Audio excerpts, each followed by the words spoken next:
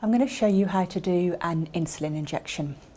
You're going to be doing an insulin injection whenever a child has something to eat, where you're matching the insulin to the food that they're eating, or when their blood glucose level is high and you're giving extra insulin to bring the blood glucose level back down to the target range. I'm going to show you how to use an insulin pen. There are different insulin pens to fit different insulins. This pen is a Novo Pen Echo, and it fits Novo insulin, so Novo Rapid and Levemir insulins. When you take the lid off the pen, you can see that this pen is refillable with insulin already inside the pen.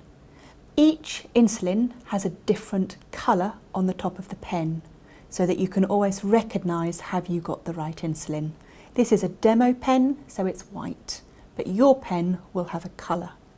If you look in the window, you can also see a bung, and that bung gives you an indication as to how much insulin you've got left in the pen. So the bung is here, so I've got this amount of insulin still left to go. Your insulin pen can be kept at room temperature. It can be kept at room temperature for 1 month. Spare insulin needs to be stored in the fridge. Before proceeding with the injection, you need to make sure your hands are clean. So wash your hands before you start. Now you've washed your hands, you're going to put a new needle on the pen device. There are different size needles, and the needle length that you use will depend on your child, and that needs to be a conversation with your healthcare team. This needle is a 4mm needle, which I'm going to demonstrate. You peel off the end, and then this pushes and twists on the end of the pen device. Twist until you can't tighten it any further. Take off the clear plastic lid, and then, being careful, take off the needle cover. Before you perform any injection, you need to always perform what we call an air shot. You're pushing a small amount of insulin through the needle to get rid of the air. If you forgot to do this, your next injection dose would be much less than you thought you were giving. Looking at the pen, you can see a dial with numbers on it. On this particular pen, each line is equivalent to half a unit. And when I turn the dial, you'll hear clicks. Each click is equivalent to half a unit. So I'm going to dial up 4 clicks, which is 2 units for an air shot. I've dialed 4.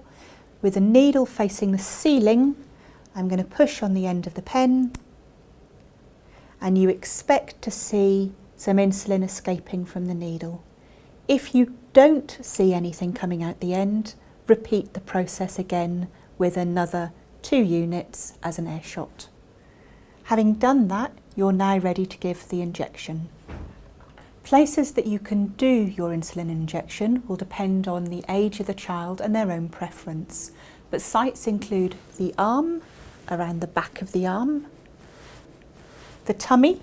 If you imagine your belly button, a happy smiley face around the belly button is where you can do the injection, the legs, on the outer aspect of the thighs, and the buttocks.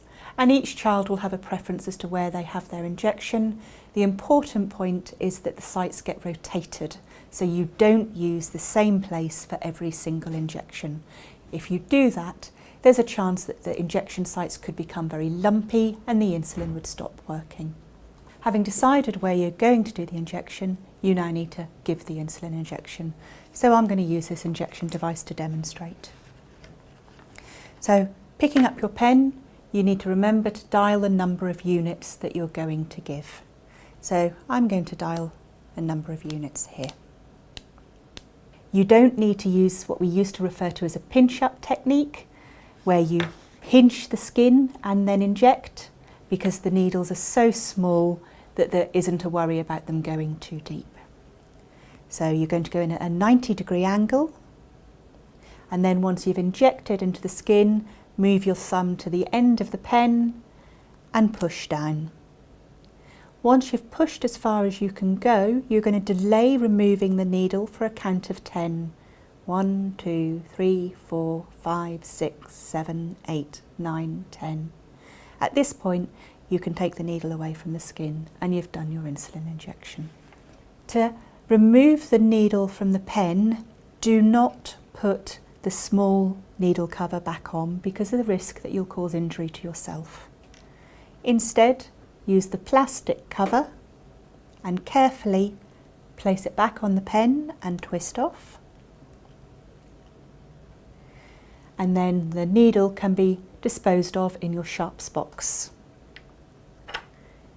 Put your pen lid back on and you've done your insulin injection. Now, some pen devices have memories on the end.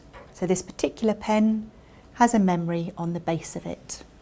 So if I pull the lid out and then push it back in, it will tell me the number of units that was last injected and also how many hours ago it was given. So that can be a helpful reminder if you can't remember when you last gave an insulin injection.